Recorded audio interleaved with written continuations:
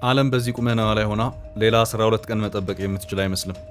ምናልባት እንደቀደመው ጊዜ ጦርነቱ የ12 ቀን ከሆነ፣ ነገር ግን አይመስልም።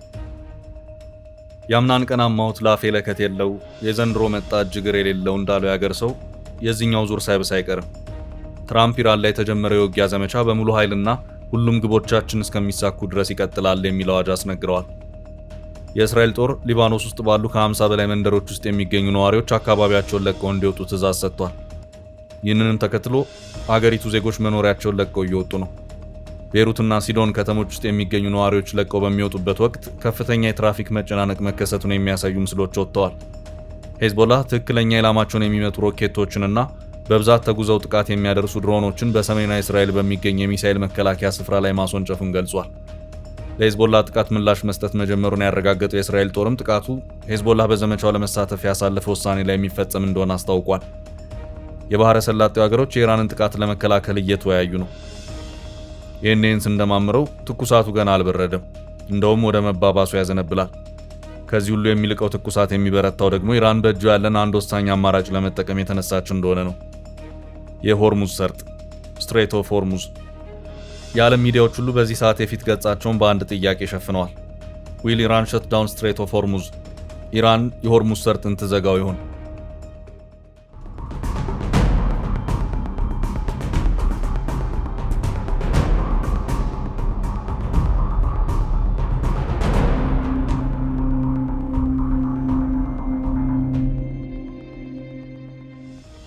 መካከለኛው ምስራቅ በጭንቅ ሲያዝ ኢራን የኃይል ሚዛን በተቃራኒዋ እንዳዘነበለ ሲሰማት ጭንቀቴን ዓለም ይጨነቀው ብላ ስታምን የምትወስደው ከባድ እርምጃ ነው የሆርሙዝ ሰርጥን መዝጋት።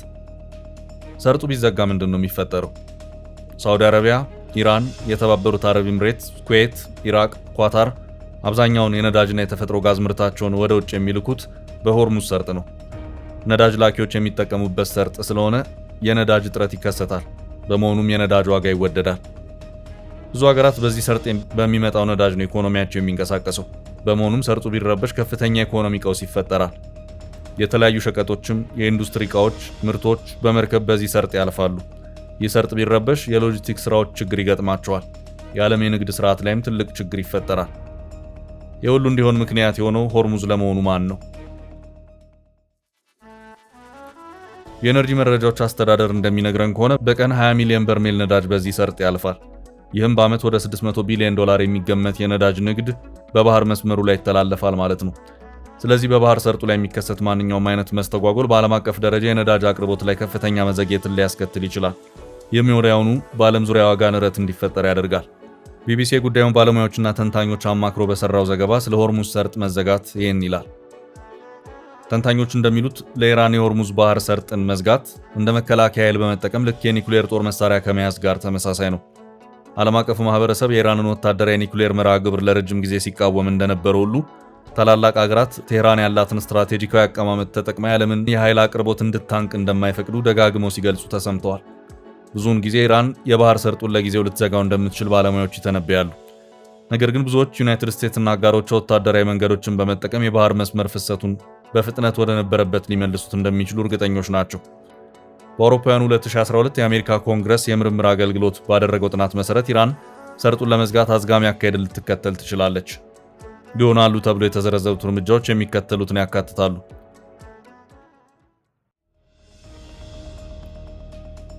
ጥሰት የሚያስከትለውን መዘዝ በግልጽ ሳይገልጽ በሆርሙዝ የባህር ሰርጥ መንቀሳቀስን ማገድ፣ በሰርጡ የሚያቋርጡ መርከቦች ሊፈተሹ ወይም ሊያዙ እንደሚችሉ ማወጅ፣ በመርከቦች ላይ ማስጠንቀቂያ ተኩስ መክፈት፣ የተወሰኑ መርከቦችን በወታደራዊ ኃይል ኢላማ ማድረግ፣ በባህር ሰርጡና በፋርስ ባህረ ሰላጤ ውስጥ የባህር ውስጥ ፈንጆችን ማጥመድ፣ የንግድና ወታደራዊ መርከቦችን ኢላማ ለማድረግ ሰርጓጅ መርከቦችና ሚሳኤሎችን መጠቀም።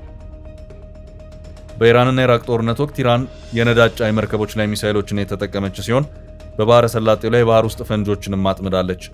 ከነዚህ ፈንጆች መካከል አንዱ ዩኤስኤስ ሳሙኤል ቢ ሮበርትሰን የተባለውን መርከብ በመምታቱ አሜሪካ በምላሽ ወታደራዊ እርምጃ ወስዳለች።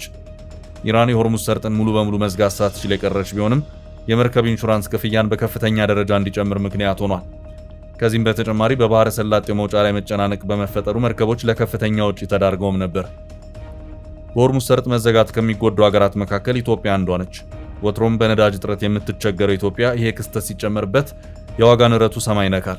የነዳጅ እጥረቱም ከቁጥጥር ውጭ ሊወጣ ይችላል። በነገራችን ላይ ኢራን ሰርጡን ባትዘጋውም ጦርነቱ ስለተቀሰቀሰ ብቻ ኢትዮጵያ በብዙ መንገድ ትጎዳለች።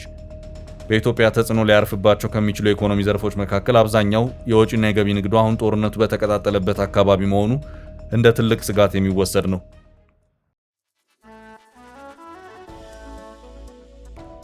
በዓመት ከ3.2 ቢሊዮን ዶላር በላይ ወጪ የሚጠይቃት ነዳጅ የምትገዛው የጦርነቱ ቀጠና ሆኖ በተከለሉት ኩዌትና ባህሬን በመሆኑ ምርቱን ለማስገባት ልትቸገር የምትችልበት ሁኔታ ከተፈጠረ አጠቃላይ ሀገራዊ ኢኮኖሚው ላይ ጫና ሊፈጥር ይችላል።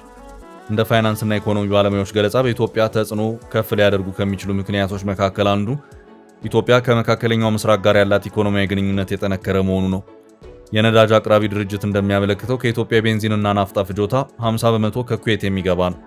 ቀሪው ምርት የሚመጣው ከዚያው አካባቢ ነው። ስለዚህ ኢትዮጵያ ግዢ የፈጸመችበትን ነዳጅ ለማስገባት ጦርነቱ እንቅፋት የሚሆንባት ከሆነ ሊፈጠር የሚችለው ችግር ቀላል አለመሆኑ ነው። ከነዳጅ ችግር ባለፈ ደግሞ የኢትዮጵያ ምርትን ከሚገዙ ሀገሮች ውስጥ ብዙዎቹ በዚሁ ጦርነት አካባቢ ያሉ በመሆኑ ወደ እነዚህ ሀገሮች የሚላኩ ምርቶች ከቀነሱ ከወጪ ንግድ የምታገኘው ገቢ ሊቀንስ ይችላል። የኢትዮጵያ ብሔራዊ ባንክ የ2023-24 አራተኛ ሩብ ዓመት መጨረሻ ድረስ ያለው ሪፖርት እንደሚያመለክተው እስከ ሩብ ዓመቱ ከኢትዮጵያ ከተላኩ ምርቶች ውስጥ ከ37 በመቶ በላይ የሚሆነውን የገዙት የእስያ ሀገሮች ናቸው። ከእነዚህ ውስጥ አብላጫውን እጅ የያዙት ደግሞ የአየር ክልላቸውን የዘጉና በጦርነቱ ዙሪያ ያሉ ሀገሮች ስለመሆናቸው ለመገንዘብ ይቻላል። በሪፖርቱ በዝርዝር እንደቀረበውም እስከ ሩብ ዓመቱ መጨረሻ ድረስ ከኢትዮጵያ ከተላኩ ምርቶች ሳውዲ አረቢያ 24.4 በመቶ፣ ዩናይትድ አረብ ኤምሬትስ 14.5 በመቶ፣ እስራኤል 5.1 በመቶ፣ የመን 1.2 በመቶ ምርቶችን ከኢትዮጵያ የገዙ ሀገሮች ናቸው። ይህ ሲታይ የወጪ ንግዱ ላይ ተጽዕኖ ሊያሳርፍ ይችላሉ ብለዋል። ለምሳሌ ኢትዮጵያን አብዛኛው ስጋ የምትገዛው ሳውዲ አረቢያ ነች። ሳውዲ አረቢያ አየር ክልሏን ስትዘጋ የኢትዮጵያ የስጋ ወጪ ንግድ በከፍተኛ ሁኔታ ይጎዳል። ከኢትዮጵያ ባለፈ መስመሩ ቢዘጋ የትኛው ሀገር ይበልጡን ይጎዳል ብለን የጠየቅን እንደሆነ ደግሞ ቮርቴክስ የተሰኘው ድርጅት ይፋ ያደረገው ጥናት እንደሚያመለክተው ሳውዲ አረቢያ በቀን 6 ቢሊዮን በርሜል ድፍድፍ ነዳጅ ዘይት በሆርሙዝ ባህር ሰርጥ በኩል ወደ ውጭ ትልካለች። ይህም ከየትኛውም የአካባቢው ሀገር ይበልጣል። ቻይና፣ ህንድ፣ ጃፓን እና ደቡብ ኮሪያ በሆርሙዝ ሰርጥ በኩል የሚያልፍ ድፍድፍ ነዳጅ ዘይት ከሚያስገቡት መካከል ግንባር ቀደሞቹ ናቸው። የአሜሪካ ኤነርጂ መረጃ አስተዳደር በ2022 ወደ 82 በመቶ የሚጠጋ ድፍድፍ ነዳጅ ዘይት እና ሌሎች የተፈጥሮ ሀብቶች በባህር ሰርጡ አልፈው ወደ እስያ ሀገራት ተጓጉዘዋል ብሏል። የዜና ዘገባዎች እንደሚያመለክቱት የደቡብ ኮሪያን 60 በመቶ ያህል የነዳጅ ዘይት አቅርቦት በሆርሙዝ ሰርጥ ባህር በኩል የሚያልፍ ነው። አሜሪካን በየቀኑ ወደ 700,000 በርሜል ድፍድፍ ነዳጅ ዘይትና ሌሎች ማዕድናትን በባህር ሰርጡ በኩል ታጓጉዛለች። ይህም በግምት በጠቅላላው ከምታስገባው ነዳጅ ዘይት 11 በመቶ ሲሆን የፍጆታዋ ደግሞ 3 በመቶ ይሆናል። በነገራችን ላይ ሆርሙዝ ከፍተኛ የነዳጅ መተላለፊያ መስመር እንጂ ብቸኛው አይደለም። በዓለም ላይ በርካታ በከፍተኛ የወታደር ኃይል የሚጠበቁና እንደ አይን ብሌን የሚታዩ የባህር በሮች ሲገኙ ዓላማቸውም የንግድ የሰውና የጦር መሳሪያ መርከብ መተላለፊያ መስመር ሆኖ ማገልገል ነው። ከሚታወቁት የንግድ መስመሮች መካከል ውስጥ ጥቂቱን ጠቅሰን ፕሮግራማችንን እናብቃ። ጂብራልተር መተላለፊያ አትላንቲክ ውቅያኖስንና ሜዲትራኒያን ባህርን ያገናኛል። ሆርሙዝ የባህር መተላለፊያ መስመር ፐርሺያ ባህረ ሰላጤንና ኦማን ባህረ ሰላጤን የሚያገናኝ ሲሆን ሆርሙዝ በዓለም ስትራቴጂካዊ ጠቀሜታ ካላቸው የባህር መስመሮች ግንባር ቀደሙ ነው። ባቤል መንደብ ቀይ ባህርንና የኤደን ባህረ ሰላጤን እንዲሁም አፍሪካንና እስያን ያገናኛል። ማላካ የባህር መተላለፊያ ህንድ ውቅያኖስንና ፓስፊክ ውቅያኖስን የሚያገናኝ ረጅሙ የባህር መስመር በር ማላካ ሲሆን ይህም 800 ኪሎ ሜትር ርቀት አለው። ዳርዳኔለስ የባህር መተላለፊያ መስመር እስያዊቷን ቱርክና አውሮፓዊቷን ቱርክ እንዲሁም ጥቁር ባህርን ከሜዲትራኒያን ባህር ጋር ያገናኛል። ታርታር የባህር መተላለፊያ መስመር ሩሲያን ከእስያ የሚያገናኝ መስመር። ታይዋን ወይም ፎርሞሳ የባህር መተላለፊያ መስመር ታይዋንንና ቻይናን የሚያገናኝ መስመር ነው። ሞዛምቢክ የባህር መተላለፊያ መስመር በሞዛምቢክና በማዳጋስካር መካከል የሚገኝ መስመር ነው። ዩካታን የባህር መተላለፊያ መስመር ሜክሲኮንና ኩባን የሚያገናኝ ነው።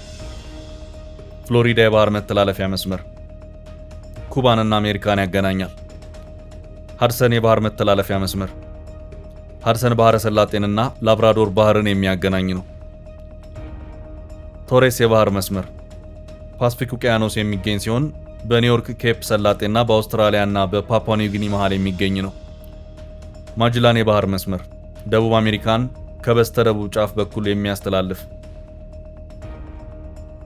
ዶቨር ስትሬት እንግሊዝን ከተቀረው አውሮፓ ጋር የሚያገናኝ የባህር መስመር ነው።